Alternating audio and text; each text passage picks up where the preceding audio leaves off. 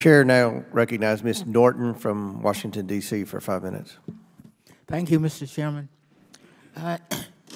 In the 117th Congress, Democrats led the way with historic legislation to rebuild and modernize our nation's crumbling infrastructure.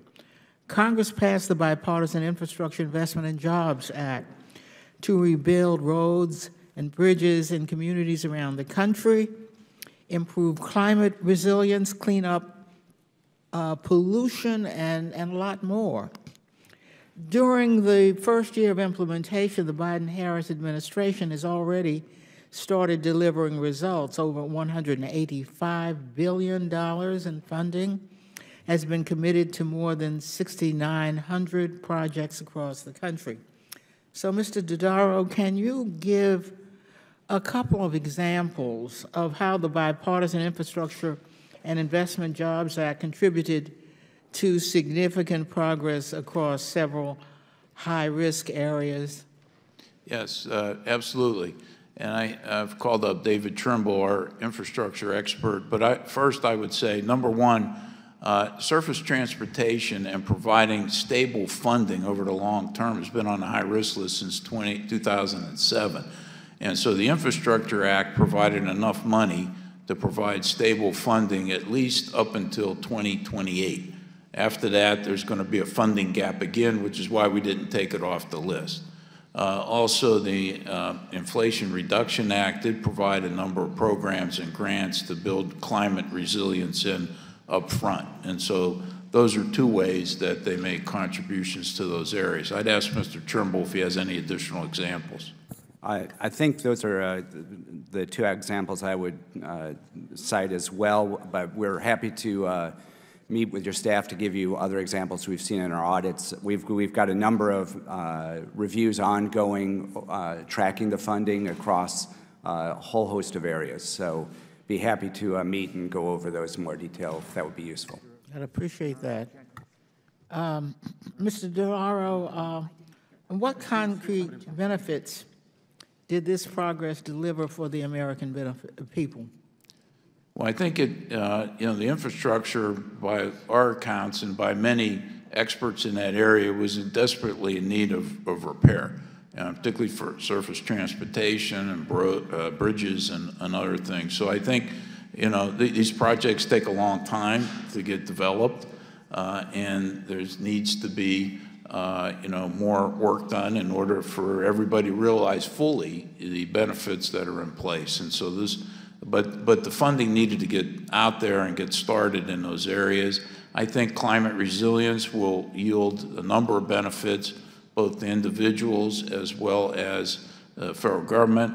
Also, the expansion of broadband capabilities throughout the country, particularly in rural areas, will help people realize the benefits of connectivity in those areas. And so, we've pointed out, though, that we need to look at the workforce to make sure there's an adequate workforce to deliver these broadband capabilities throughout the country. So we looked in the telecommunications area, and as David mentioned, we have about 30 or 40 different requirements for studies on the Infrastructure Act, so we'll be continuing to put those out. We've already issued one report, for example, on crash dummies, and saying that the dummies, while they represent men in particular, they don't really represent women or children, and so there's more study needed and changes need to be made so that the full range of occupants of cars can be made safe.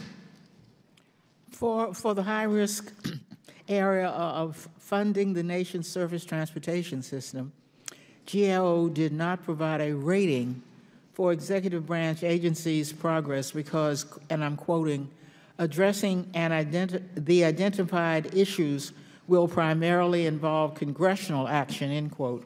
So, Mr. Dodaro, can you explain what funding the nation's surface transportation system is about and why we should take heed that this area is on the high-risk list?